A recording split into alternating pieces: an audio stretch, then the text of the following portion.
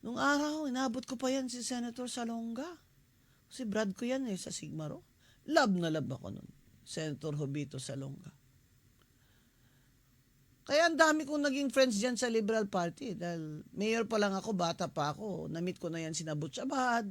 Dahil sa kay Senator Jovito Salonga. Pero pag nagsalita sila, makikinig ka talaga. At hinahayaan sila ng yung mga hindi sang-ayon sa kanila. They wait for their turn. Nag-privilege speech si Senator Marcoleta. Bakit hindi mo Senator Lacson, Blue Ribbon, tinatawag si Yusek Bersamin? Bakit? Dahil malapit na sa Malacanang? Si Yusek Bersamin ay Yusek sa Malacanang? O ngayon, may mga text na sinasabi pinapakita si Congressman Erice. Nagtitext sila ni Bongget. Tungkol sa pera.